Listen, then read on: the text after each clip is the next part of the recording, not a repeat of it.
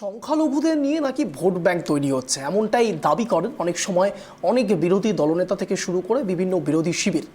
প্রসঙ্গত এখানে বলতেই হয়, তার কারণ বিভিন্ন ক্ষেত্রে আমরা দেখেছি কখনো বিধানসভা ভোট, কখনো পঞ্চায়েত ভোট, বিভিন্ন ক্ষেত্রে যখনই রাজনৈতিক অ্যানালিসিস হয়েছে তখন দুটো ফ্যাক্টরকে খুব বেশি করে সামনে আনা হয়েছে। একদিকে মহিলা ভোট, অন্যদিকে মাইনরিটি ভোট।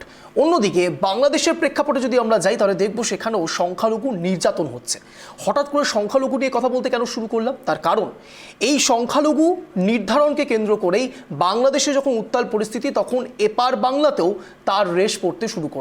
যদিও বা এখানে সংখ্যালঘুদের তারতম্যটা একটু আলাদা, তার কারণ এখানে সংখ্যালঘুরা হলেন মুসলমান এবং অন্যদিকে বাংলাদেশের সংখ্যালঘুরা ম্যাক্সিমাম ক্ষেত্রেই দেখা যাচ্ছে সনাতনী হিন্দু। এবার প্রসঙ্গ একটি জায়গাতে, কেন সংখ্যালঘু বিষয় নিয়ে আলোচনা হওয়া এতটা দরকারি, তার কারণ এই সংখ্যালঘু নির্বাচনকে কেন্দ্র করে, সংখ্যালঘু নির্ধারণকে কেন্দ্র করে ইতিমধ্যেই তৃণমূল কংগ্রেসের তরফে নানান সময় নানান মন্তব্য সামনে এসছে। কখনো হুমায়ুন কবির, তিনি তো সরাসরি হিন্দু মুসলমান বিভেদ করতে শুরু করেছিলেন। অন্যদিকে সম্প্রতি কয়েকদিন ধরেই দেখা যাচ্ছে সংবাদ শিরোনামে রয়েছেন মেয়র ফিরহাদ হাকিম। মেয়র ফিরহাদ হাকিম সরাসরি মন্তব্য করে বসছেন সংখ্যালঘু এবং সংখ্যাগুরুদেরকে নিয়ে। শুধু তাই নয়, ইনশাআল্লাহ বলে তিনি সরাসরি বলছেন সংখ্যাগুরুরা ধীরে ধীরে আরও অগ্রসর হবে এবং আরও বেশি সংখ্যায় পরিণত হবে। যদিও বা তার প্রেক্ষাপট আলাদা, তিনি বলতে চাইছেন তার ভাবানুবেগ একটি জায়গাতে, তিনি বলতে চাইছেন সংখ্যালঘু যেমন রয়েছে তেমন সংখ্যাগুরুও রয়েছে, কিন্তু সংখ্যালঘুদেরকে একটু আগে নিয়ে আসলে ক্ষতি কোথায়, অর্থাৎ উন্নয়নের কথা বলছেন। কিন্তু যদি সত্যি উন্নয়নের কথা বলে থাকেন ফিরহাদ হাকিম, তাহলে একটু বেসুরে শোনা যাচ্ছে না গ্রন্থাগার মন্ত্রী সিদ্দিকুল্লাহ কেন বলুন তো? তার কারণ তার ভাষায় তিনি বলছেন, তিনি অর্থাৎ সংখ্যালঘুরা যেভাবে তৃণমূল কংগ্রেসের দিকে তাদের যাবতীয় কন্ট্রিবিউশন রেখেছেন, যাবতীয় ভূমিকা রেখেছেন, নবান্ন নাকি সেরকম ভূমিকা রেখেছেন কিনা সন্দেহ করছেন সিদ্দিকুল্লাহ। এবার আমাদেরও প্রশ্ন এবং সন্দেহ একই জায়গাতেই, সংখ্যালঘু উন্নয়ন নাকি ভোট ব্যাংক। নমস্কার, আমি অঞ্জন, আপনারা দেখছেন ট্রাইব টিভি বাংলা। এখন ঠিক ঘড়ির কাঁটায় সন্ধ্যে 7টা, আর আজ আলোচনার বিষয় ঠিক ওই একই জায়গাতে, সংখ্যালঘু উন্নয়ন নাকি শুধুমাত্র ভোট ব্যাংক। বিস্তারিত কথা বলার আগে একটি বিশেষ প্রতিবেদন আপনাদের সামনে রাখছি, তারপর আসছি বিশদ আলোচনায়। দেখুন, শুক্রবার রাজ্য সরকারের পক্ষ থেকে অনুষ্ঠিত হয় রাজ্য সংখ্যালঘু সেলের এক অনুষ্ঠান। সেই সংখ্যালঘু বিত্ত নিগমের অনুষ্ঠানেই বিস্ফোরক গ্রন্থাগার মন্ত্রী সিদ্দিকুল্লাহ চৌধুরী। তিনি বলেন, আমি বা আমাদের মতন বহু মানুষ এই দলের জন্য যত শ্রম দিয়েছি এবং দিচ্ছি, আমি জানি না নবান্ন তার কতটা মূল্য দিয়েছে। এত বড় কথা আমি বলে গেলাম। শাসক দলের বিড়ম্বনা বাড়িয়ে মন্তব্য করলেন গ্রন্থাগার মন্ত্রী। রাজনৈতিক বিশ্লেষকদের বক্তব্য ঘুরিয়ে সংখ্যালঘু উন্নয়ন নিয়েই প্রশ্ন তুললেন সিদ্দিকুল্লাহ। এর আগে ওয়াকফ ইস্যুতে জমিয়তে উলেমার অন্যতম মুখ তথা রাজ্যের মন্ত্রী সিদ্দিকুল্লাহ চৌধুরীর সঙ্গে দলের অবস্থানের একটি দূরত্ব তৈরি হয়েছিল। ওয়াকফ বিলের বিরোধিতায় দলের তরফ থেকে একটি প্রতিবাদ মিছিলের ডাক দেওয়া হয়েছিল, কিন্তু সে সময় সিদ্দিকুল্লাহ দাবি করেছিলেন তাকে এই মিছিলের বিষয়ে কিছু জানানোই হয়নি। একই ইস্যুতে সুর চড়িয়ে আলাদা কর্মসূচির ডাক দিয়েছিল জমিয়তে উলেমা। সে সময় একেবারে চাঁচাছোলা ভাষায় কলকাতার মেয়র তথা মন্ত্রী ফিরহাদ হাকিমকেও আক্রমণ করেছিলেন। স্পষ্ট ভাষায় বলেছিলেন, ববি হাকিম রাজনীতিতে আমার চেয়ে অনেক বড়, কিন্তু মুসলমানদের নিয়ে লড়াই আন্দোলনে আমার সংগঠনের ধারে কাছে কেউ নেই। তার এই মন্তব্য নিয়ে তখন জোর চর্চাও হয়। এবার আরও একবার বোমা ফাটালেন সিদ্দিকুল্লাহ। সিদ্দিকুল্লাহ চৌধুরীর সম্পর্কে বিজেপির বক্তব্য, সিদ্দিকুল্লাহ সাম্প্রদায়িক মানসিকতার মানুষ। এমনকি সম্প্রতি বাংলাদেশের পরিস্থিতি নিয়ে তার মুখে কোনো কথা শোনা যায়নি। তিনিই আগে ফিরহাদ হাকিমকে চ্যালেঞ্জ করে বলেছিলেন, ববি হাকিম রাজনীতিতে আমার চেয়ে অনেক বড়, কিন্তু মুসলমানদের নিয়ে লড়াই আন্দোলনে আমার সংগঠনের ধারে কাছে কেউ নেই। সেই কথা নিয়ে তখন বিতর্ক কম হয়নি। শুক্রবার সংখ্যালঘু বিত্ত নিগমের সভায় মন্ত্রীর মুখে আবার সেই চ্যালেঞ্জের সুর। তিনি বলেন, আমি বা আমাদের মতন বহু মানুষ এই দলের জন্য যত শ্রম দিয়েছি এবং দিচ্ছি, আমি জানি না নবান্ন তার কতটা মূল্য দিয়েছে। এত বড় কথা আমি বলে গেলাম। এতে যে শাসক দলের বিড়ম্বনা বাড়ল তাতে সন্দেহ নেই। রাজনৈতিক বিশ্লেষকদের বক্তব্য ঘুরিয়ে সংখ্যালঘু উন্নয়ন নিয়ে প্রশ্ন তুলেছেন সিদ্দিকুল্লাহ। এর আগে ওয়াকফ ইস্যুতে জমিয়তে উলেমার অন্যতম মুখ তথা রাজ্যের মন্ত্রী সিদ্দিকুল্লাহ চৌধুরীর সঙ্গে দলের অবস্থানের একটি দূরত্ব তৈরি হয়েছিল। Bureau report, tribe TV Bangla.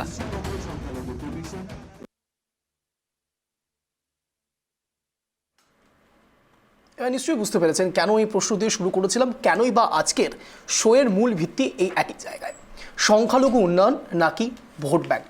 আমরা আলোচনা সভায় আসবো, কিন্তু তার আগেই পরিচয় পর্ব সারবো। আমাদের সঙ্গে ইতিমধ্যেই যারা যারা জুড়েছেন তাদের সঙ্গে পরিচয় পর্ব সারবো। রয়েছেন মাননীয় রতনবালা, কংগ্রেস সমর্থক, রয়েছেন মাননীয় সমজিৎ ঘোষ, বিজেপি সমর্থক, রয়েছেন মাননীয় গৌরাঙ্গ চৌহান, তৃণমূল সমর্থক, এবং আজকে আমাদের সঙ্গে রয়েছেন মাননীয় মহিউদ্দিন আহমেদ, আইএসএফ সমর্থক, এবং তার সঙ্গে সঙ্গে মাননীয় ঐশানী বাগচি, ডিওয়াইফাই নেত্রী। আমি সরাসরি প্রথমেই চলে যাব গৌরাঙ্গবাবুর কাছে। গৌরাঙ্গবাবু, সোজা সাপটা প্রশ্ন। ফিরহাদ হাকিম একরকম কথা বলছেন, সিদ্দিকুল্লাহ বাবু আরেক রকম কথা বলছেন। আপনি ডিফেন্ড করতেই পারেন, কিন্তু প্রসঙ্গ উঠবে যখন সংখ্যালঘু নিয়ে, তখন সংখ্যালঘুদের হয়ে বা বিপক্ষে কোনো কথা বলতে আমি এখানে বসিনি। মূল কথা, সংখ্যালঘুকে আপনারা কী হিসেবে কাজে লাগাচ্ছেন, উন্নয়ন নাকি ভোট ব্যাংক? আমি আশা রাখবো আপনি সোজা সাপটা উত্তরটা দেবেন।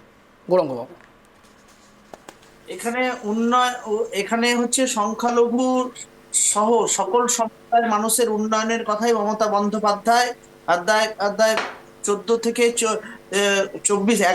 24 সাল পর্যন্ত প্রতিষ্ঠিত করে এসেছেন। সংখ্যালঘু মানুষ পিছিয়ে পড়া ছিল আমাদের এখানটায়। এটা তো বাংলাদেশ নয় যেখানে সংখ্যালঘুর উপরে তোষণ, নির্যাতন এবং অত্যাচার হয়। পশ্চিমবঙ্গই হচ্ছে বা ভারতবর্ষের অন্য কোনো রাজ্যও নয়। এখানে পশ্চিমবঙ্গের প্রতিটি শ্রেণীর মানুষের মধ্যে শুধু সংখ্যালঘু মানে মুসলিম নয়, এখানে খ্রিস্টান থাকতে পারেন, জৈন থাকতে পারেন, অন্য সম্প্রদায়ের মানুষও থাকতে পারেন। সাউন্ডটা স্পিকারে আসবে। বললাম যে বিভিন্ন সম্প্রদায়ের মানুষ থাকতে পারেন, কিন্তু বিষয়টা সব থেকে আমাদের গুরুত্বপূর্ণ যে সংখ্যালঘু মানুষের উন্নয়নের কথাই আমাদের এখানটায় বলা হবে, যে প্রতিটি মানুষের মধ্যে যাতে একটা উন্নয়ন হয়।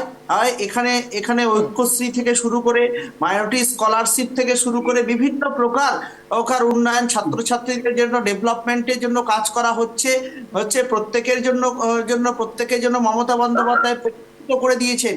তারপরে তার সাথে শান্তি শৃঙ্খলা, এখানে কোনো জাতি, কোনো ধর্মের উপরে কোনো বিদ্বেষ হয় না, ধর্মীয় উপরে অত্যাচার হয় না, মানুষের উন্নয়ন রয়েছে। সিদ্দিকুল্লাহ চৌধুরী বলেছেন যে উনি ওনার রাজনৈতিক প্রেক্ষাপট দিয়ে বলেছেন, উনি হয়তো বেশি হয়তো দলের জন্য পরিশ্রম করেছেন, তার জন্য তিনি মন্ত্রিত্ব পাচ্ছেন, বা তার আরো অন্যান্যরা কিছুটা হয়তো পায়নি বা পাবে, এরকম ভাবার কোনো বিষয় নেই। বিষয়টা হচ্ছে আমার প্রশ্ন ছিল সংখ্যালঘু উন্নয়ন নাকি সংখ্যালঘু ভোট ব্যাংক। আপনি বোঝানোর চেষ্টা করছেন সংখ্যালঘু উন্নয়ন নিয়ে। আমি সেখানেই আসছি। সিদ্দিকুল্লাহ বাবু কি বলেছেন তার অ্যানালিসিস আপনার থেকে আমি চাইনি, তার কারণ সিদ্দিকুল্লাহ বাবু যা বলেছেন তার থেকেও বড় প্রশ্ন উঠছে, তিনি সরাসরি কটাক্ষ করছেন নবান্নের দিকে, নিশানা করছেন নবান্নের দিকে। এটা ভুলে গেলে চলবে না। দরকার পড়লে আমি আরো একবার আপনাকে সিদ্দিকুল্লাহ বাবু কি বলেছে একবার শোনাই। দেখুন, দরকার নেই, শুনুন প্লিজ, একবার শুনে নিন। গৌরাঙ্গবাবু প্লিজ একবার শুনে নিন, শুনুন সিদ্দিকুল্লাহ বাবু কি বলেছেন, শুনুন।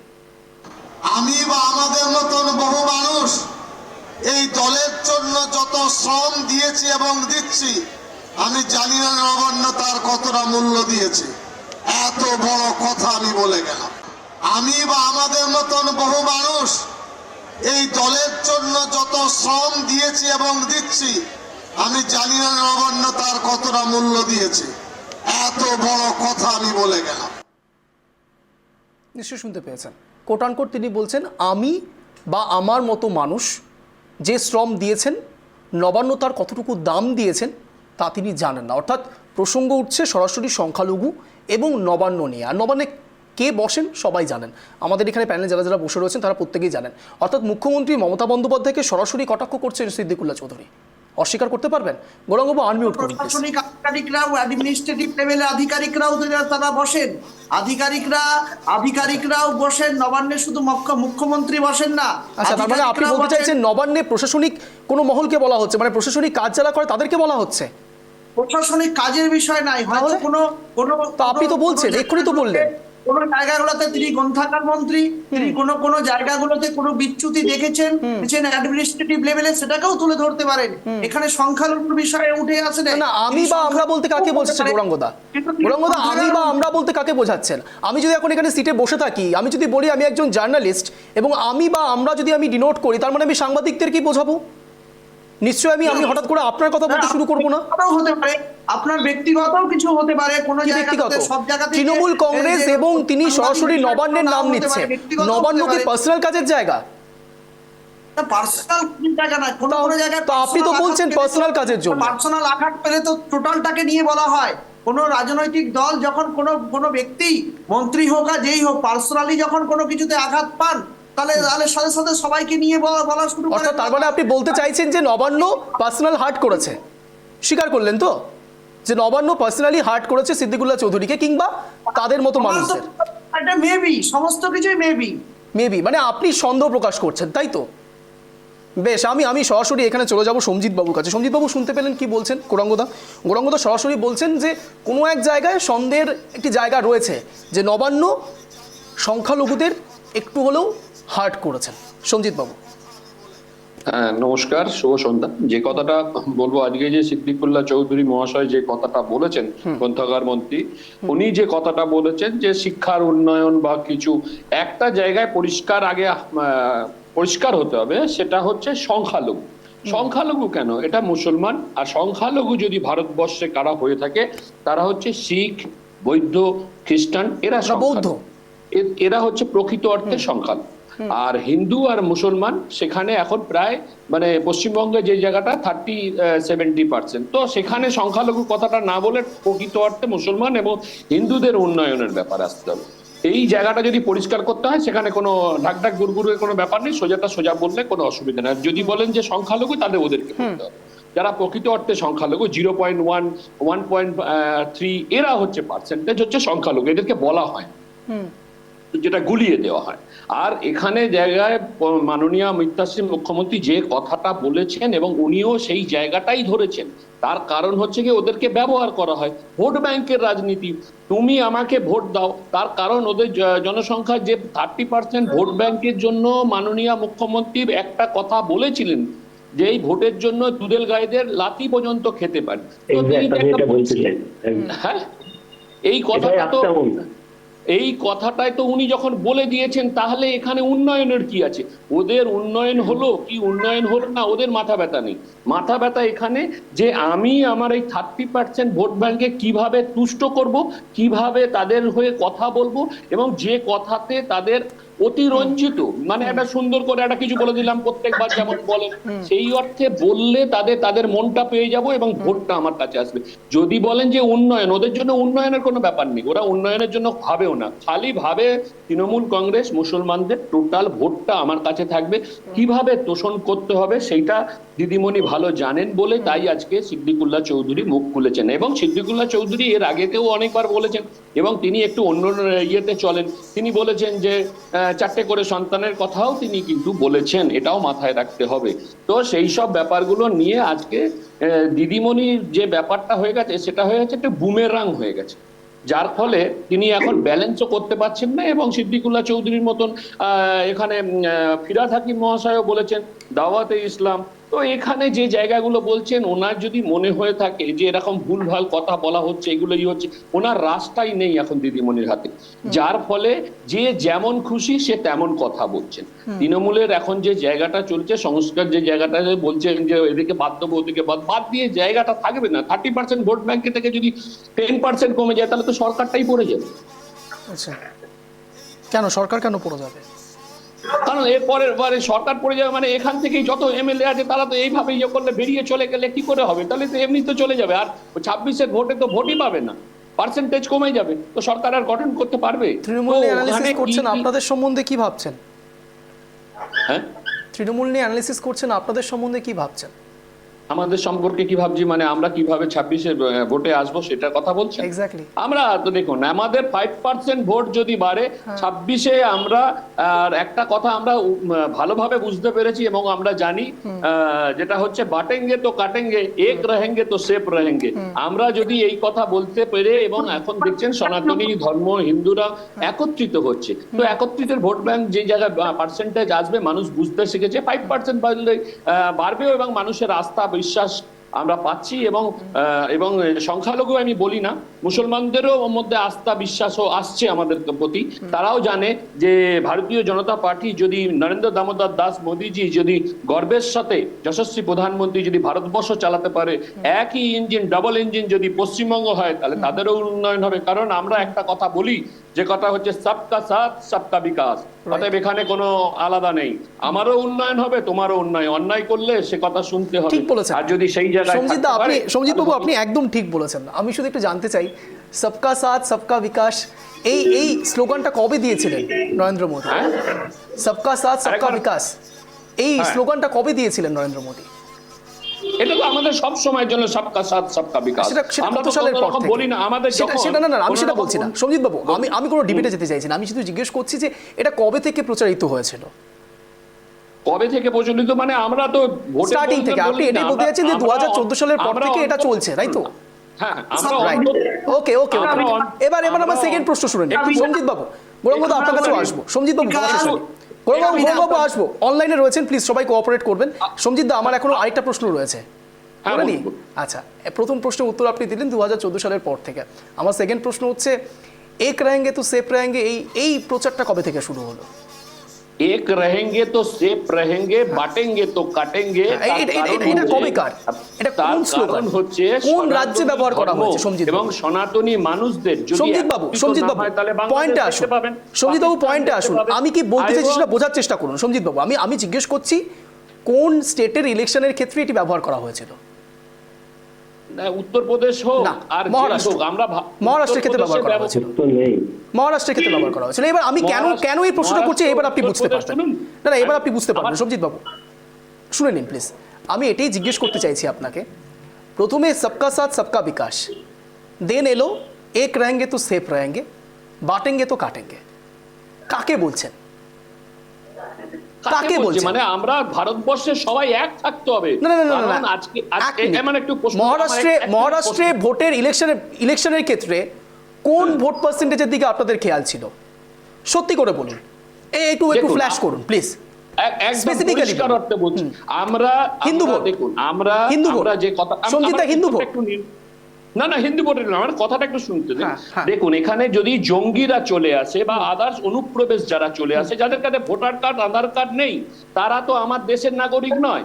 এবং যারা প্রকৃত অর্থে মুসলমান, আমাদের ভারতবর্ষে তাদের জন্ম, তারা বড় হয়েছে, তারা যেন এক থাকে, সেফ থাকে।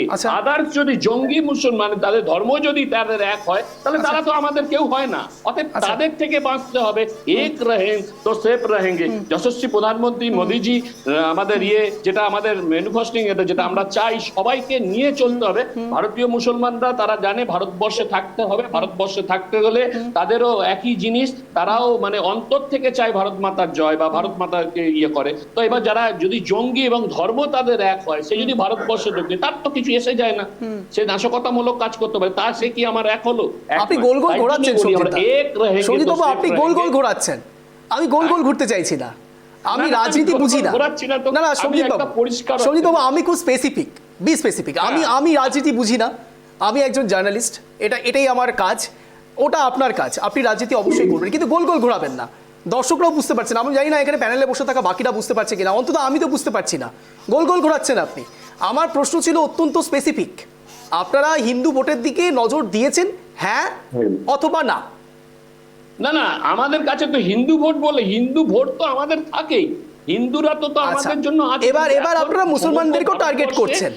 আমি আমার মাঝখানে একটুখানি উত্তরটা নিয়ে নিই। হ্যাঁ, উত্তরটা হচ্ছে এটাই যে আমাদের কথা হচ্ছে ভারতবর্ষের প্রত্যেকটা নাগরিক ভারতবর্ষের গণতান্ত্রিক পদ্ধতিতে ভোট দেয়। সবাইকার যাদের ভোট আছে তারা সবাইকারই গণতান্ত্রিক পদ্ধতিকে আমরা চাই। তো আমরা সকলকেই বলি যে এক রহেঙ্গে তো সেফ রহেঙ্গে। আর সনাতন হিন্দু আমরা তো বলি, সব সময়ের জন্য বলি, এবং আমি গর্ব করে বলি আমি হিন্দু। 12ই জানুয়ারি আসছে স্বামীজির জন্মদিন, তো এখানে অসুবিধা। কিন্তু সঞ্জিত বাবু, আমার সত্যি খুব ভাবতে অবাক লাগে। বিশ্বাস করুন, আমি যখন প্রধানমন্ত্রী নরেন্দ্র মোদীর বক্তব্যগুলো শুনি, মানে এটা খুব স্বাভাবিক বিষয়, সাধারণ জনগণের মধ্যে সেগুলো তো স্প্রেড হবে। কিন্তু নরেন্দ্র মোদী যে কথাগুলো বলছেন, কোন বেসিসে বলছেন, সেটা কি আপনারা অ্যাডাপ্ট করতে পারেন? নাকি নিজেদের মতো করেই ব্যাখ্যা করে নেন? সঞ্জিত বাবু, আপনার ব্যাখ্যাতে কিন্তু অন্তত সেটাই মনে হলো, কেননা আমি যতদূর জানি মহারাষ্ট্রে যে ভোটটি হয়েছিল সেই ভোটের ক্ষেত্রে প্রধানমন্ত্রী নরেন্দ্র মোদী যে কথাগুলো ব্যবহার করেছিলেন সেটা শুধুমাত্র হিন্দু ভোটের জন্য। আমি যদি ভুল হই এখানে বসে থাকা বাকি প্যানেলিস্টরা আমাকে একটা কারেকশন করে দেবেন, কিন্তু তার আগে ফিরহাদ হাকিমের একটি বক্তব্য আপনাদের সামনে রাখি। মূলত তৃণমূল কংগ্রেস এবং সংখ্যালঘু নিয়ে আজ আলোচনা হবে, মহারাষ্ট্র সেখানে ম্যাটার করে না। দেখুন। ন্যাশনাল পারসেপশন তৈরি হচ্ছে যে মুসলিম মানে টেরোরিস্ট। ঠিক যে কিছু মানুষ বাংলাদেশ থেকে কিছু টেরোরিস্ট আসতে পারে, তার কারণ ওখানে এখন যারা রয়েছে এ কান্ট্রি অফ হুলিগেন্স ওখানে এখন। তো সে হতে পারে যারা অ্যারেস্ট হচ্ছে, আমি সেটাকে নিয়ে কোনো পুলিশই তো অ্যারেস্ট করছে, কিন্তু তার মানে একটা জাতিকে এই স্ট্যাম্পটা মারাটা ঠিক হচ্ছে না। রাষ্ট্রনেতা যারা ভারতবর্ষে যাদের খুন হয়েছেন, সেটা সাউথে হোক, নর্থে হোক, সেন্ট্রালে হোক, একদম মহাত্মা গান্ধী থেকে শুরু করে এখন পর্যন্ত কোনো মুসলিম কিন্তু খুন করেনি, অথচ টেরোরিস্ট স্ট্যাম্পটাকে মেরে দেওয়া হচ্ছে। My name is Khan and I am not a terrorist.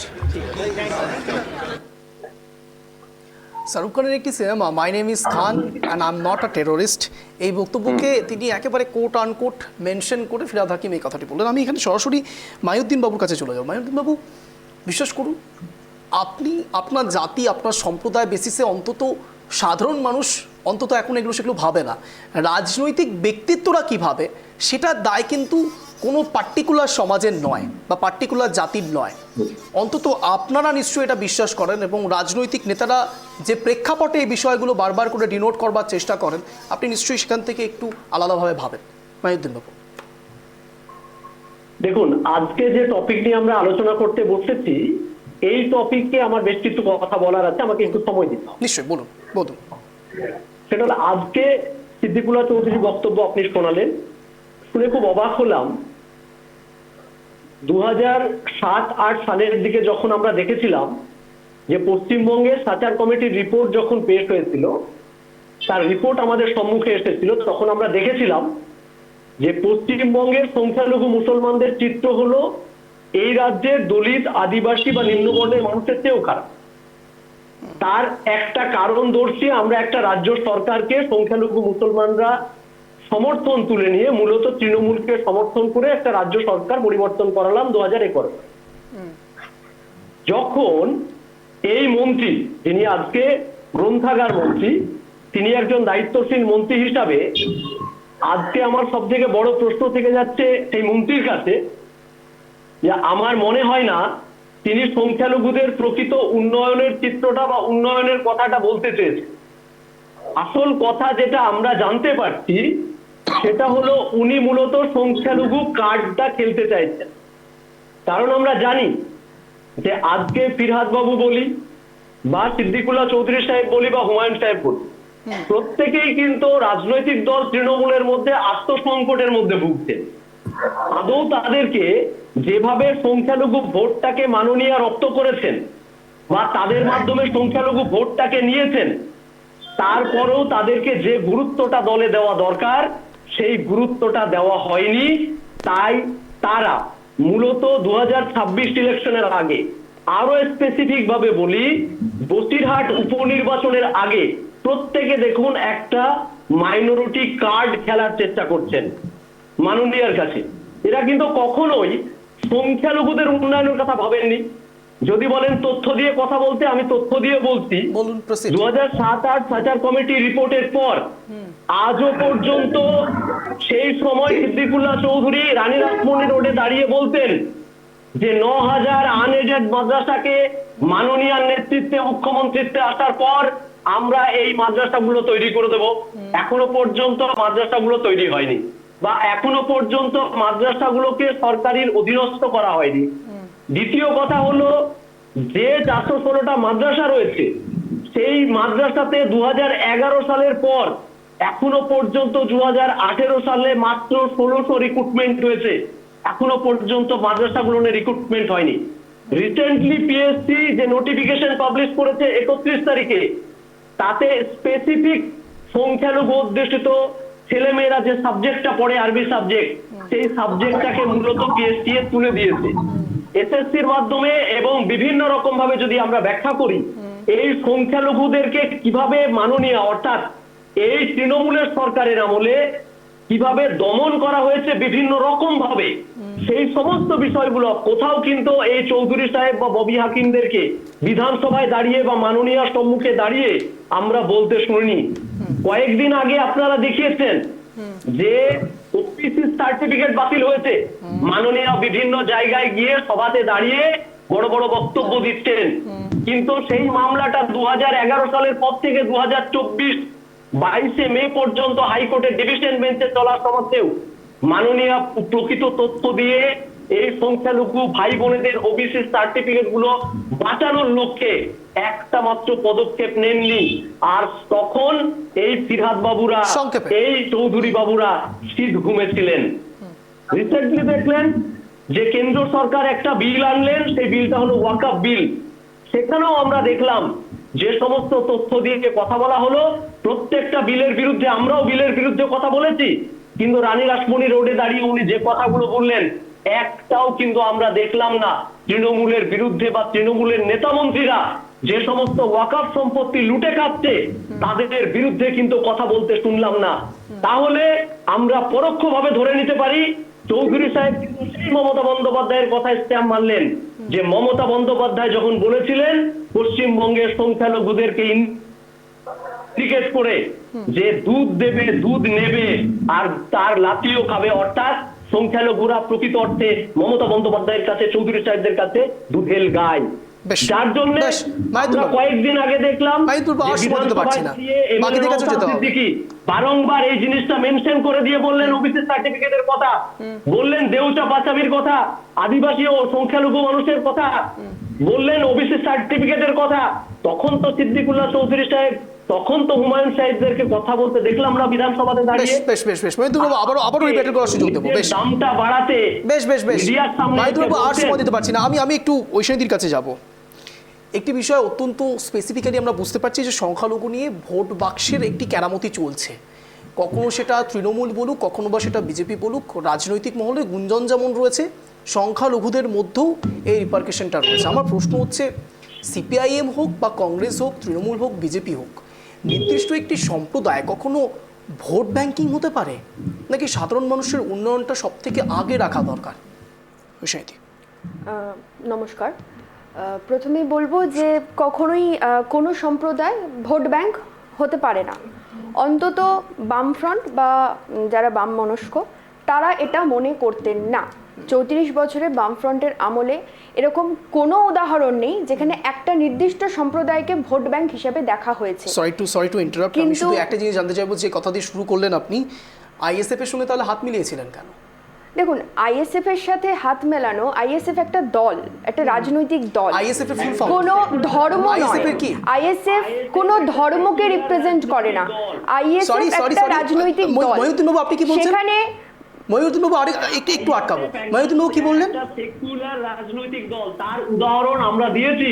একদমই তাই। আমরা এই আইএসএফ লোকসভাতে কোনো 6 জন, এই লোকসভাতে 6 জন প্রার্থী রেখেছিলাম আমরা বিভিন্ন সম্প্রদায়ের। সেটা রাজনৈতিক মহল মনে করছে না মহিউদ্দিন বাবু, সেটা রাজনৈতিক মহল মনে করছে না মহিউদ্দিন বাবু, সেটা স্বচ্ছ ভাবমূর্তি প্রকাশ করার একটি প্রচেষ্টা।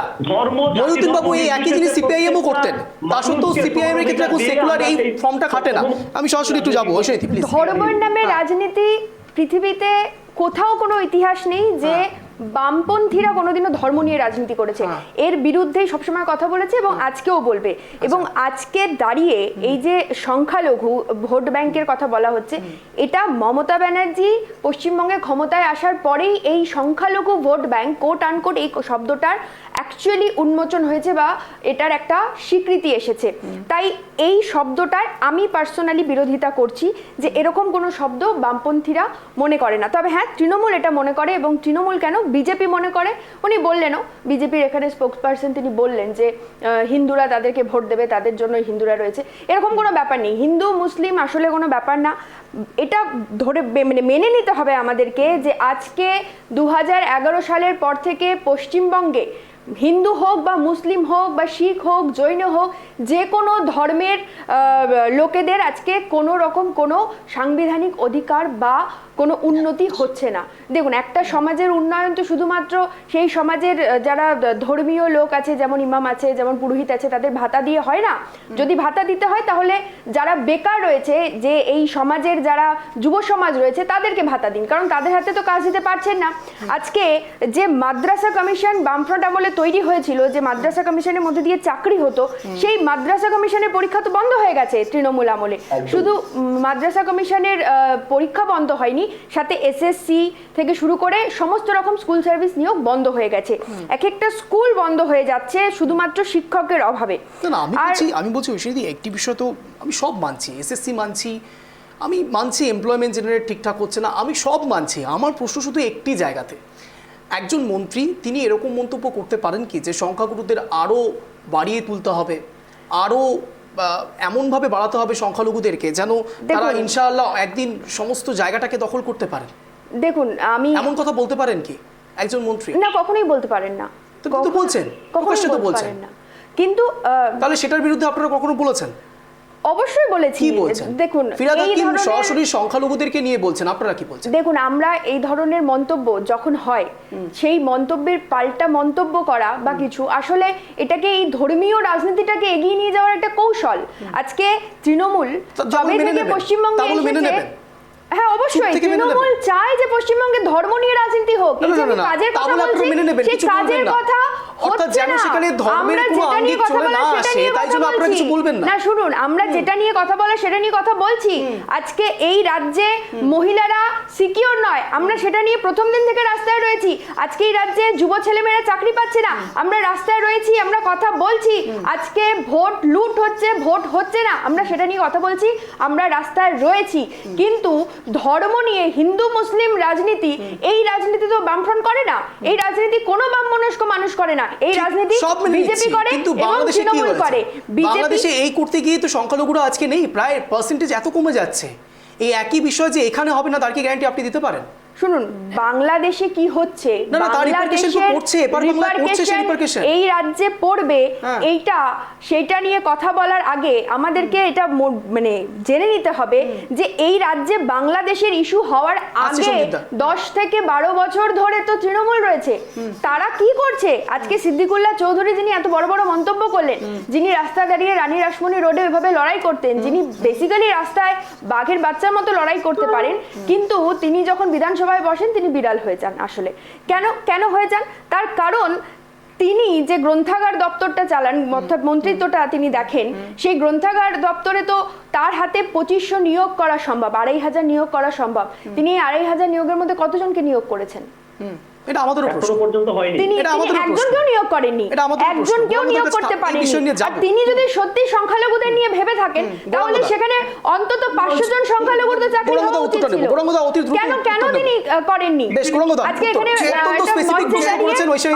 এবং অত্যন্ত উস্কে দেওয়া মন্তব্য করে চলে গেলেন। 650 বাদ দিয়ে সমস্ত রিক্রুটমেন্ট অন্যান্য জেলাগুলোতে হয়ে গেছে, আমাদের জেলায় প্রসেসিং রয়েছে।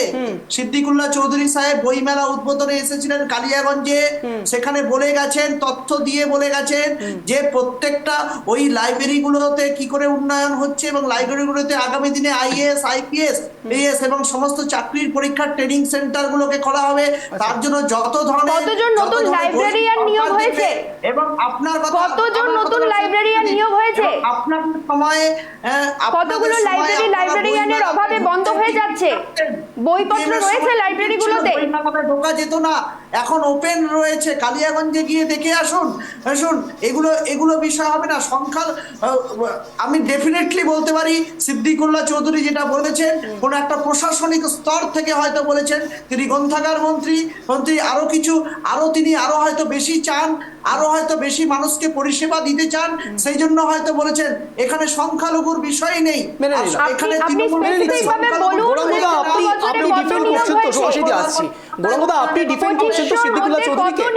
গ্রন্থাগার মন্ত্রীকে আপনি ডিফেন্ড করছেন, বেশ। আমি একটু হুমায়ুন কবিরের কাছে যাই। হুমায়ুন কবির কি বলছেন একটু শুনুন, তার এগেনস্টে সুকান্ত মজুমদার কি বলছে, পাশাপাশি রাখবো, তারপর আপনার কাছেই আসবো এবং রতনবাবুর কাছেও আসবো। শুনুন। উনি নিজে ঠিক করুন যে উনি আজও জমিয়তুল্লাহিনের সংগঠনের সভাপতির দায়িত্ব পালন করছেন, না রাজ্য মন্ত্রিসভার সদস্য হিসাবে তৃণমূলের বিধায়ক হিসাবে তিনার নেত্রীর নির্দেশ পালন করছেন, সেটা তো ওনাকে ঠিক করতে হবে। সংখ্যালঘু আদৌ বলা উচিত কিনা সেই জনসংখ্যাকে যারা একটি রাজ্যের 35%-এরও বেশি, সেটা প্রথমে প্রশ্ন ওঠা উচিত। কেন শুধুমাত্র একটি ধর্মীয় সম্প্রদায়কে সংখ্যালঘু তকমা দিয়ে সমস্ত সুযোগ সুবিধা দেওয়া হবে? এই প্রশ্ন তো ওঠার টাইম এসে গেছে বলে আমার মনে হয়। শুধু তাই নয়, আমার মনে হয় এই তকমাও পরিবর্তন হওয়া উচিত। সংখ্যালঘু নয়, দ্বিতীয় সংখ্যাগুরু সম্প্রদায় তারা। হিন্দু সমাজের পর দ্বিতীয় সংখ্যাগুরু সম্প্রদায় হচ্ছে পশ্চিমবঙ্গ। শুধু তাই নয়, পশ্চিমবঙ্গে বেশ কয়েকটি জেলা আছে যেখানে তারা সংখ্যাগুরু, হিন্দুরা সংখ্যালঘু। তো স্বাভাবিকভাবে সিদ্দিকুল্লাহ চৌধুরী মতো লোকেরা হচ্ছে এমন, ওই কথা আছে না বাংলায়, বাঘের পিঠে চললে আর নামা যায় না। তো মমতা বন্দ্যোপাধ্যায় বামফ্রন্টেই বাঘের পিঠে চলেছিল, মমতা বন্দ্যোপাধ্যায় এখন সেই বাঘের পিঠে চলেছে। শুনতে পেলেন গৌরাঙ্গদা, কি বলবেন এরপরে? হুমায়ুন কবির একরকম কথা বলছেন, সুকান্ত মজুমদার যেটা বলতে চাইছেন, আমি শুধু স্পেসিফিক্যালি আপনার থেকে জানতে চাইবো, সংখ্যালঘু বলে যাদেরকে আপনারা দাগিয়ে দিতে চাইছেন, তাদের পার্সেন্টেজ কত, তাদের পপুলেশন কত বাংলায়? 35%। তাহলে তাদেরকে আপনারা সংখ্যালঘু বলছেন কেন? আমি একটা কথা বলতে চাই, গৌরাঙ্গ, তাদেরকে সংখ্যালঘু বলছেন কেন? গৌরাঙ্গদা, আমার স্পেসিফিক প্রশ্ন, তাদেরকে সংখ্যালঘু বলছেন কেন আপনারা? কেন বলছেন? আমি বলছি আমি সেই প্রশ্নেই যাচ্ছি, সংখ্যা কারা হবে, সংখ্যা গুরু কারা হবে, তবে সেটা নির্ধারণ করার দায়িত্ব কেন্দ্র সরকারের। কেন্দ্র সরকার আজ 15 থেকে 20 কেন্দ্র সরকার বলে দিয়েছে যে এনারা সংখ্যালঘু। যখন ছিল কেন্দ্র সরকার বলে দিয়েছে যে এনারা সংখ্যালঘু হয়েছিল। জনগণনা কেন এখন পর্যন্ত নরেন্দ্র মোদী তার 15 বছর 14 বছরের শাসনকালে তিনি বেশ, আমি এই উত্তরটা সঞ্জিত বাবুর থেকে নেব, কিন্তু একটু রতন বাবুর কাছেও আসতে হবে। দীর্ঘ 36 মিনিট ধরে রতন বাবু শুনে যাচ্ছেন। গৌরাঙ্গদা, আমি বুঝতে পেরেছি, আপনার পালসটা বুঝতে পেরেছি, আপনার সত্যি ফ্রাস্ট্রেশন রয়েছে, আমরা বুঝতে পারি, সবার ফ্রাস্ট্রেশন থাকে। কিন্তু আমি তার আগে রতন বাবুর কাছে যাব। রতন বাবু, বি স্পেসিফিক, এখানে সংখ্যালঘু সম্প্রদায় কেন বলা হচ্ছে? নির্দিষ্ট একটি সম্প্রদায়কে কেন? 35% রয়েছে, তো কেন বলা হচ্ছে? দেখুন অঞ্জনদা, শুভ সন্ধ্যা। চ্যানেলে যারা বসে আছেন, দেখুন এখানে পাকিস্তানের মূল কারিগর, তৈরি করার কারিগর ছিল কিন্তু জিন্নাহ। জিন্নাহ মারা গেছে, কিন্তু তাদের কিছু বংশধর এখনো থেকে গেছে। না হলে যেই ধরনের কথাবার্তা একজন রাজ্যের মন্ত্রী বলছে, তার থেকে তো একটা জিনিস এখানে পরিষ্কার, যে এই ধরনের কথাবার্তা যারা বলে তাদেরকে পার্টি থেকে ঘাট ধাক্কা দিয়ে বের করে দেওয়া উচিত। এখন কেন মাননীয়া রেখে দিয়েছেন সেটা বুঝতে পারছি না। কিন্তু খুব ভালো লেগেছে অঞ্জনদা, ওই পুলিশের যিনি এমএলএ হুমায়ুন কবির, তিনি খুব ভালো কথা বলেছেন সংখ্যালঘু সম্পর্কে।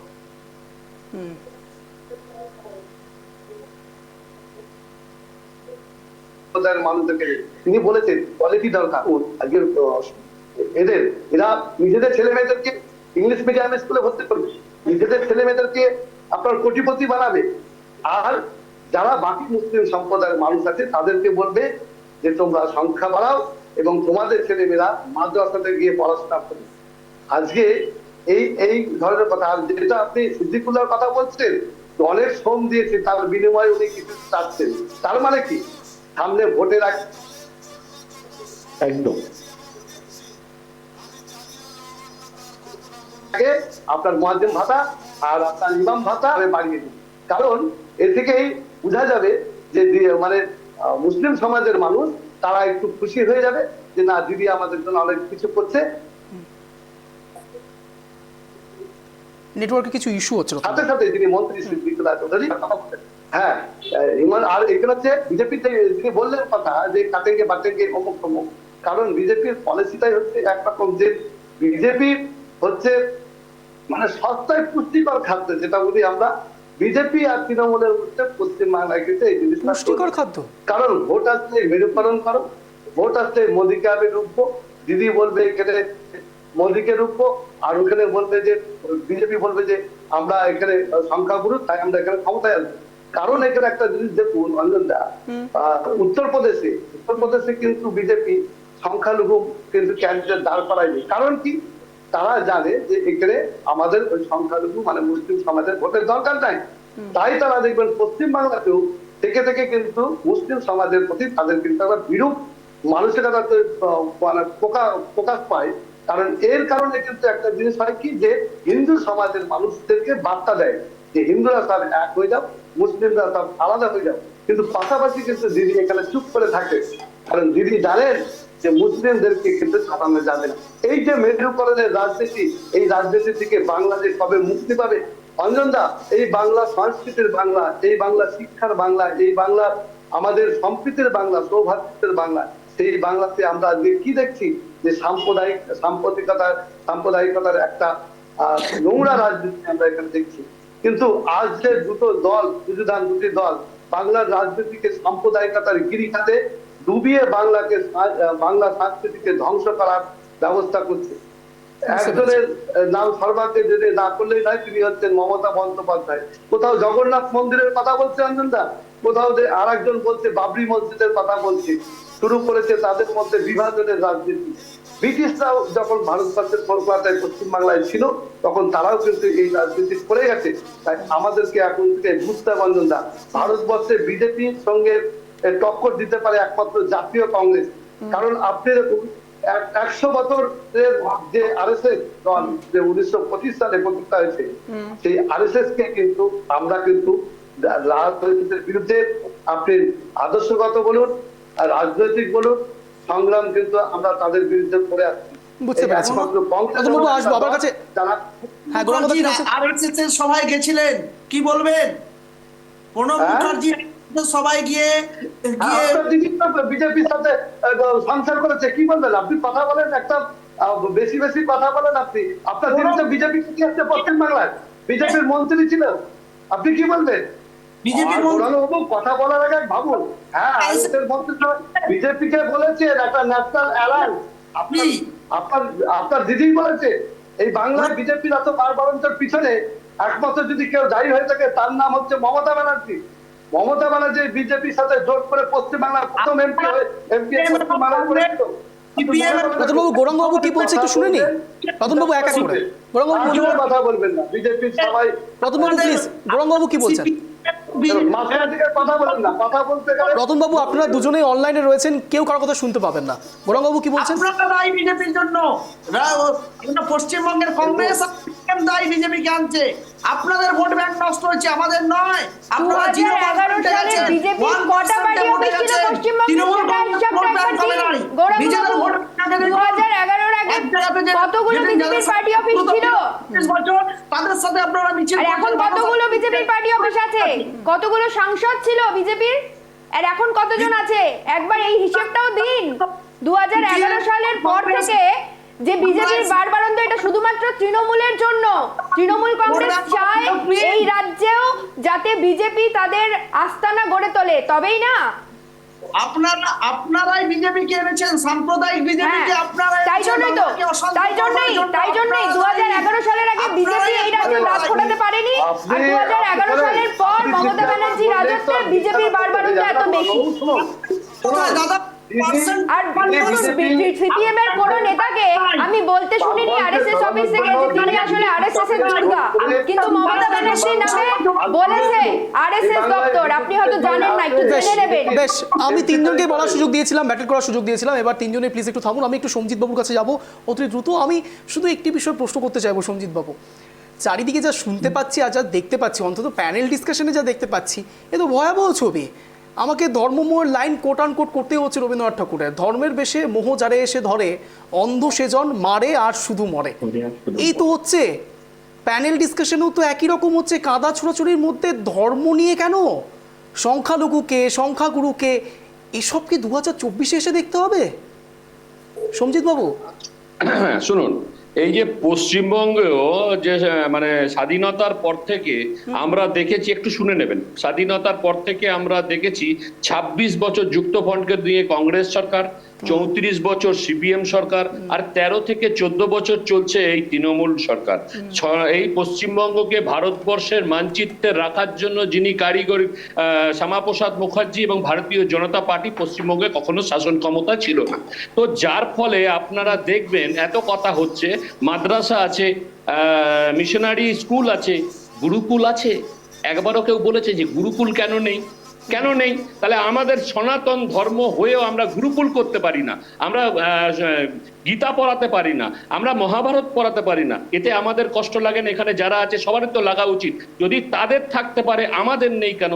আমরা এই পশ্চিমবাংলায়, পশ্চিমবঙ্গকে ভারতবর্ষের মানচিত্রে রাখার পরও আমরা এই আমি আমার কথা একটু শুনে নিন, একটু শুনে নিন, একটু শুনে নিন, একটু শুনে নিন, একটু শুনে নিন। বাইবেল পড়ানো, আমাকে একটু স্পেসিফিক ভাবে প্লিজ এই উত্তরটা দিন। সরকারের কাজ কি গীতা আর বাইবেল পড়ানো, নাকি স্কুল তৈরি করা, এমপ্লয়মেন্ট করা? কেন্দ্র সরকার কতগুলো স্কুল তৈরি করেছে, নতুন আর এমপ্লয়মেন্ট করেছে, একটু বলে দেবেন আমাকে প্লিজ। কোরআন পড়ানো, এটা আগে বলুন আমাকে। কোরআন কোথায় পড়ানো হয়? কোরআন পড়ানো, বাইবেল পড়ানো, গীতা পড়ানো সরকারের কাজ নয়। 34 বছরে সরকারি স্কুলে কি কোরআন পড়ানো হয়েছে? 34 বছরে এসএসসি করে নিয়োগ করা হয়েছে। শুনুন, 34 বছরে এসএসসি করে নিয়োগ করা হয়েছে, কোরআন পড়ানো হয়নি। আপনি একটু জেনে নিন ভালো করে। আপনার সেন্ট্রাল গভর্নমেন্ট আমরা যেটা বলি সবার জন্য, ওই জন্য বলি যদি বেশ আমি দুজনকে এখানে থামতে বলছি। বেশ বসে এই সঞ্চিতা দুজনের কাছে বলছি, দুজনেই প্লিজ থামুন। আমি একটি পোস্ট আপনাদের সামনে রাখছি। হুমায়ুন কবির, ডেবরার বিধায়ক, ঠিক কি বলেছে ওই সেই একবার দেখাবো আপনাদের। ডেবরার বিধায়ক হুমায়ুন কবির তিনি কি বলছেন দেখুন। জিন্দগি লম্বি নেই, বড়ি হোনি চাইয়ে হুজুর হাকিম জি, অর্থাৎ সরাসরি ফিরহাদ হাকিমকে মন্তব্য করছেন। কোয়ান্টিটি নয় কোয়ালিটি চাই। 5 বাচ্চা, রিক্সাওয়ালা, সবজিওয়ালা, ঠেলাওয়ালা, পরিযায়ী শ্রমিক, হকার না হয়ে 2 বাচ্চা শিক্ষক, ডাক্তার, নিদের পক্ষে আমার মতো পুলিশ হওয়া ভালো নয় কি? অনেক বড় মন্তব্য করেছেন হুমায়ুন কবির, ডেবরার বিধায়ক। তিনি মন্তব্য করছেন এসব সরাসরি ফিরহাদ হাকিমকে মন্তব্য করছেন। তিনি বলছেন কোয়ান্টিটি নয় কোয়ালিটি চাই। 5 বাচ্চা, অর্থাৎ রিক্সাওয়ালা, সবজিওয়ালা, ঠেলাওয়ালা, পরিযায়ী শ্রমিক, হকার না হয়ে। একেবারে অন্তিম লগ্নে রয়েছি। আপনাদের সকলকে 1 মিনিট করে স্ট্যান্ড পয়েন্ট রাখার সুযোগ দেবো। গোরাঙ্গ তো আপনার কাছেই আসবো, বিশ্বাস করুন আমি অন্তত এটা মনে করি, রিক্সাওয়ালা হোক, সবজিওয়ালা হোক, ঠেলাওয়ালা হোক, পরিযায়ী শ্রমিক হোক, হকার হোক, তাদের প্রত্যেককে আমি স্যালুট জানাই। তার কারণ তাদের প্রত্যেকের নির্দিষ্ট জায়গায় সম্মান রয়েছে। কিন্তু এটাও প্যারালালি ঠিক, একটি সমাজ তখনই তাদের মেরুদণ্ড স্ট্রং হয় যখন তাদের মধ্যে শিক্ষার আলোটা প্রবেশ করে। শিক্ষা অত্যন্ত দরকারি। সেখানে যদি শিক্ষায় প্রবেশ না করতে পারে, শুধু 5 বাচ্চা, কিন্তু আমাকে খুব বলতে খারাপ লাগছে, কোট আনকোট 5 বাচ্চা, 4 বাচ্চা, 3 বাচ্চা, যাই হোক না কেন, সেটা ইম্পর্টেন্ট নয়। কিন্তু গোরাঙ্গদা আমি একেবারে স্ট্যান্ড পয়েন্টের দিকে যাব। আমি প্রথম সুযোগ দেবো রতনবাবুকে। রতনবাবু, আপনার 1 মিনিট সময় শুরু হচ্ছে এখন, আনইন্টারাপ্টেড, মাঝে কেউ বলবেন না। রতনবাবু বলুন। দেখুন অঞ্জনদা, আমরা যারা মানুষের জন্য রাজনীতি করি, জাতীয় কংগ্রেস তারা একটা আদর্শ নিয়ে তারা রাজনীতি করে। কিন্তু দেখা যাচ্ছে যে এই ধরনের যে কথাবার্তাগুলো যারা বলে, দলের মধ্যে থেকে যে একটা সাম্প্রদায়িক এবং একটা মেরুকরণের যে কথাবার্তা, সেই ধরনের মানুষকে দল থেকে ঘাট ধাক্কা দিয়ে বের করে দেওয়া উচিত। আমাদের নেতা অজিত চৌধুরী বলেছেন যে এই যে ভদ্রলোকের কথা বললেন, পুলিশের অফিসার ছিলেন হুমায়ুন কবির, তিনি বলেছেন যে সত্যি তো মুসলিম সমাজের মধ্যে যে সমস্ত মানুষগুলো আর্থসামাজিক অবস্থা থেকে পিছিয়ে রয়েছে, সাঁতার কমিটির রিপোর্ট জাতীয় কংগ্রেস প্রকাশ করেছে, তার মধ্যে দিয়ে পরিষ্কার বোঝা যাচ্ছে যে ভারতবর্ষের মুসলিম সমাজের মানুষদেরকে নিয়ে, সংখ্যালঘু মানুষদেরকে নিয়ে, তাদেরকে নিয়ে খালি রাজনীতি করা হয়েছে, তাদের প্রকৃত উন্নয়ন হয়নি। প্রকৃত উন্নয়নের কথা এখানে আপনি পাবেন না। শুধুমাত্র সস্তায় রাজনীতি করার জন্য মেরুকরণ করো, ধর্মীয় মেরুকরণ করো, জাতিতে আমি আর সময় দিতে পারছি না রতনবাবু, আজকে আমাদের হাতে একদম সময় কম রয়েছে, আমি আর সময় দিতে পারছি না। আমি সো সরি। আমি গোরাঙ্গদার কাছে যাব অত্যন্ত স্পেসিফিক প্রশ্ন নিয়ে। গোরাঙ্গদা, এটা কি আমি মেনে নেব বা ধরে নেব যে ইচ্ছে করেই হকার তৈরি করা হবে, সবজিওয়ালা তৈরি করা হবে, রিক্সাওয়ালা তৈরি করা হবে, ঠেলাওয়ালা তৈরি করা হবে, পরিযায়ী শ্রমিক তৈরি করা হবে, যেন এটা করা যায় যে ডাক্তারের কাছে রোগী থাকবে না, ক্রাইম না থাকলে পুলিশ থাকবে না, চোর ডাকাতের পরিমাণ বাড়ানো হবে ইচ্ছে করে, যেন পলিটিক্সটা করা যায়। আগামী 5 বছরে বলা যায় যে ক্রাইম রিপোর্টটা আমরা কমাবো, শিক্ষার হার বাড়াবো, আর বারবার শিক্ষার হারটা কমিয়ে রাখা হবে, ক্রাইমটাকে বাড়ানো হবে। এটাই কি উদ্দেশ্য? আপনার 1 মিনিট সময় শুরু হচ্ছে এখন, আনইন্টারাপ্টেড, বলো। দেখুন, আপনার আপনার প্রশ্ন যথার্থ এবং হচ্ছে এটার জন্য দায়ী কিন্তু কেন্দ্রের মোদী সরকার, যারা ক্ষমতায় আসার জন্য ম্যানিফেস্টোতে বলেছিল 2014 সালে বলেছিল জনসংখ্যা নিয়ন্ত্রণ বিল ভারতবর্ষে আনবো, তারা জনসংখ্যা নিয়ন্ত্রণ বিল না এনে তারা কালা কৃষি আইন আনো, 365 আনো এনআরসি আনো, সিএ আনো, মানুষকে বিভ্রান্ত করার এবং মানুষকে বিপদগ্রস্ত করার পরিকল্পনা। আজকে সংখ্যালঘুর যে বিষয়, সংখ্যালঘু জনগণনার মধ্যে দিয়ে হোক, নরেন্দ্র মোদীর সময়কালে জনগণনা কেন তৈরি করছেন না, কেন সম্প্রদায়গুলোকে কোন সম্প্রদায় সংখ্যালঘু হবে সংখ্যাগুরু হবে এটা ঠিক করছেন না, নরেন্দ্র মোদী দেশকে শাসন করতে পারছেন না, ওনার অপদার্থতার দায়ভার সমস্ত মানুষের পড়ছে এবং হচ্ছে মানুষের মধ্যে একটা বিদ্বেষ সৃষ্টি হচ্ছে। নরেন্দ্র মোদীর অপশাসনের জন্য তাকে সরে যাওয়া উচিত, নলে পরে ভারতবর্ষ শেষ হবে। এবং মমতা ব্যানার্জি এটা পথ দেখাবে, আমাদের তিনি আগামী দিনের প্রধানমন্ত্রী হয়ে দেশকে রুল করবে এবং দেশকে দেখিয়ে দিবে নতুন নতুন কিছু, যেটা নরেন্দ্র মোদী ব্যর্থ, নরেন্দ্র মোদীর ব্যর্থতার দায় তৃণমূল কংগ্রেস নেবে না। আর সময় দিতে পারছি না, সো সরি, আমি সরাসরি সঞ্জিতার কাছে চলে যাবো। সঞ্জিত, আপনার 1 মিনিট সময় শুরু হচ্ছে এখন। একই প্রশ্ন কেন্দ্র সরকারের ক্ষেত্রে স্ট্যান্ড পয়েন্ট। একটা খালি লাইন বলে দেবো যে আগে তৃণমূল কংগ্রেসের যে উনি গৌরাঙ্গ বাবুকে একটাই খালি আমার প্রশ্নের উত্তরে থাকবে, আঞ্চলিক ন্যাশনাল দল থেকে আঞ্চলিক দলে হয়েছে, আগে ন্যাশনাল দল হোক, তারপর তো দেশ চালাবার কথা ভাববে। আর দ্বিতীয় নম্বর হচ্ছে আমরা সব সময়ের জন্য একটা কথা বলি, যেটা হচ্ছে একবার বলি আর 100 বার বলি, মানেটা কিন্তু একটাই, আমরা সব সময় বলি উন্নয়ন হবে সকলের জন্য, ধর্ম যে যার পালন করবে, কিন্তু আমাদেরও একটাই কথা আছে, সেটা পশ্চিমবঙ্গে যদি ক্ষমতায় যদি কখনো আমরা আসতে পারি, যেমন শ্যামাপ্রসাদ মুখার্জির লড়াই করার এই পশ্চিমবঙ্গে থেকে সবাই রুটি শিখছে, আর অথচ সনাতন ধর্মের প্রতি কেউ কোনো কথা বলছে না, সংখ্যালঘু বলে কোনো কথা, সংখ্যালঘু যাদের আমি প্রথমেই স্পেসিফিক বলে দিয়েছি সংখ্যালঘু কারা, বাকি কেউ মুসলমানদের সংখ্যালঘু বলতে হবে না, ওরাও সংখ্যা গুরুর কাছাকাছি পৌঁছে গেছে। তো সর্বপ্রথম এবং শেষ যে জায়গাটা, সেখানে পশ্চিমবঙ্গে হিন্দুদের জন্য কিছু করার দরকার, কারণ তাদেরও গুরুকুল খোলা উচিত এবং এই হিন্দু ধর্মটাকে শেখা উচিত। তার কারণ হচ্ছে কি, যদি মুসলমানদের যদি মাদ্রাসা থাকতে পারে, খ্রিস্টানদের যদি মিশনারি থাকতে পারে, তাহলে আমাদেরও গুরুকুল থাকা উচিত, সেখানে গীতা এবং মহাভারত রামায়ণ পড়া উচিত। বেশ, আমি এখানে সরাসরি ঐশানীদির কাছে যাবো, কিন্তু তার আগে আমার একটু সহজ সরল প্রশ্ন আছে। সঞ্জিত দা, আপনি কি মিঠুন চক্রবর্তীর ফ্যান? কে? আপনি? আমি? কেন বলুন? আপনি তো বললেন যে একবার বলি 100 বার বলি, কথাটা সেম। আমি ঐশানীদির কাছে যাবো। ঐশানীদি, আপনার 1 মিনিট, বুঝতে পেরেছি। ঐশানীদি, আপনার 1 মিনিট সময় শুরু হচ্ছে এখন।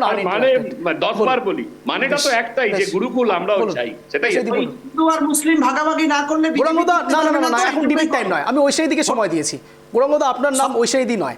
ঐশানীদি প্লিজ, 1 মিনিট সময় শুরু হচ্ছে এখন, বলুন। দেখুন, ভারতবর্ষ, প্রথমেই বলি, ভারতবর্ষ আসলে সর্বধর্ম সমন্বয়ের একটি দেশ। সংবিধানকে মেনে চলা আমাদের প্রথম কাজ। সেই সংবিধান মেনে আজকের আলোচনা যদি করতে হয়, তাহলে এখানে ধর্ম নিয়ে রাজনীতির কথা উঠে আসাই উচিত নয়। যদিও যখন সংকট চলে, তখন কিছু রাজনৈতিক দল যারা আসলে সারা বছর কোনো কাজ করে না মানুষের জন্য, তারা শেষে এসে ধর্মর উস্কানিটা দিয়ে সেই ভোট ব্যাংকটা ভাগ করার চেষ্টা করে থাকে। কিন্তু আমি এখানে স্পেসিফিকভাবে বলতে চাই যে দেখুন, MSDP নামে একটি জায়গা আছে, যেখানে মাল্টি সেক্টর ডেভেলপমেন্ট প্রোগ্রাম, যেটা রাজ্য সরকার চাইলে সেখানে যেখানে 70% মুসলিম রয়েছে বা সংখ্যালঘুরা রয়েছে, তাদের উন্নয়নের জন্য কাজ করতে পারে, যেমন হেলথ সেন্টার, স্কুল এবং আরও পানীয় জল, নানান কিছু রাস্তা। কিন্তু এই কাজগুলো কোনো কিছুই এই সরকার করেনি। আসলে সরকার হিন্দু মুসলিম জন্য না, সাধারণ মানুষের জন্য তৃণমূল কংগ্রেস দল এবং কেন্দ্রের বিজেপি তারা কোনো কাজ করেনি। তাই দিনের শেষে ভোটের আগে এসে তারা ধর্ম নিয়ে রাজনীতি করার চেষ্টা করছে। আমরা মানুষের কাছে অ্যাপিল রাখবো যে কোনো ধর্মের রাজনীতি না, নিজের অধিকার, খাদ্য, বস্ত্র, বাসস্থানের জন্য, চাকরির জন্য এবার সরকার বেছে নেওয়ার সময় এসে গেছে। লড়াইটা সেই জায়গায় লড়তে হবে। একেবারে অন্তিম লড়াই রয়েছে। মাহিউদ্দিন বাবুর কাছে যাবো। মাহিউদ্দিন বাবু, আপনার 1 মিনিট সময় শুরু হচ্ছে এখন, আনইন্টারাপ্টেড, বলুন। দেখুন, আজকে দেখলাম যে বিজেপির বন্ধু তিনি তার লাইনেই কথা বলছেন ধর্মীয় রাজনীতি, ঠিক উল্টো দিকে তৃণমূলের যিনি আছেন তিনিও কিন্তু ঠিক সেই লাইনেই হাঁটছেন। অর্থাৎ এই ভাগাভাগি বা সাম্প্রদায়িক বিভাজনের রাজনীতি, যে রাজনীতিতে রুটি সেকছে কিন্তু পশ্চিমবঙ্গের তৃণমূল, এই সংখ্যালঘু ভোট ব্যাংকটাকে শুধু ব্যবহার করে সংখ্যালঘুদের কাজ বা তাদের কোয়ান্টিটির উপর গুরুত্ব না দিয়ে, একটু আগে যে আপনি বলছিলেন হুমায়ুন কবিরের কথা, আমি কথাটাকে সমর্থন করি, একাংশে সমর্থন করি এই কারণে যে উনি অন্তত কোয়ালিটির কথা বলেছেন, কোয়ান্টিটির কথা বলেননি, যেটা ববি বাবু বলতেন যে এই সংখ্যালঘু অধ্যুষিত জেলা, যেটা সুকান্ত মজুমদার সাহেব বলছিলেন, দুটো জেলা আছে আপনারা জানেন, মালদা এবং মুর্শিদাবাদ। সংক্ষেপে। তার প্রকৃত চিত্রটা যদি আজকে আপনাদেরকে তুলে ধরি, তাহলে দেখতে পাবেন 30% মানুষ সেখানকার কিন্তু তাদের কর্মসংস্থানের মূল ইস্যুই হচ্ছে পরিযায়ী শ্রমিক। আজকে এই কোয়ালিটিহীন কোয়ান্টিটি নিয়ে আমরা কিন্তু শুধুমাত্র ভোট ব্যাংকে পরিণত হচ্ছি। আজকে বেশ। সারা বিশ্বে যদি আমরা বলতে পারি, বেশ, sum up করুন, মাত্র please। 1% যদি বলি তাও মনে হয় ভুল বলা হবে, ইহুদি যারা সারা ভারতবর্ষ নয় সারা পৃথিবীকে রাজত্ব করছে, বেশ। তাদের কোয়ালিটি যারা, এই কোয়ালিটি এডুকেশনের কথা কিন্তু কখনো তৃণমূলের মুখে শুনবেন না, বা বেশ। কখনো আমার বিজেপি বন্ধু আর সময় দিতে পারছি না, সরি, আর সময় দিতে পারছি না বলবো, একদম একেবারে শেষ লগ্নে রয়েছি। আপনাদের সকলকে অনেক ধন্যবাদ, অশেষ ধন্যবাদ ট্রাইব টিভি বাংলা আসার জন্য, সন্ধ্যে 7টার এই শোতে জয়েন করার জন্য। যে কথা বলে আজকের এই স্পেশাল শো শেষ করতেই হচ্ছে। মূলত যে কথা আজ আমি একদম মিডিল অফ দ্য শোতে বলেছিলাম, ধর্মমোহের কথা, বিশ্বাস করুন, ডু অ্যান্ড ডিভাইড রুল করে ব্রিটিশ সরকার একসময় এই ভারতকে খণ্ডায়িত করেছিল, অনেকগুলো খণ্ডে ভাগ করেছিল। তার কারণ সেখানেও হিন্দু মুসলিম এই বিষয়গুলো ছিল। আমরা কেন ভুলে যাই কবি নজরুল ইসলামের সেই লাইনগুলো, কেন ভুলে যাই রবি ঠাকুরের ধর্মমোহের লাইনগুলো? আমি আরও একবার বলবো, রাজনৈতিক নেতাদের থেকে বাইরে বেরিয়ে একটু নিজেরা ভাবুন, নিজেরা শক্ত হাতে ধরুন, নিজেদের ধর্ম হোক বা জাতি হোক, সবাই ভাই ভাই হিসেবে থাকা যায়। একথা বলেই আজকের স্পেশাল শো শেষ করবো। প্রতিদিন সন্ধ্যে 7টায় নজর রাখুন ট্রাইব টিভি বাংলার পর্দায়। নমস্কার।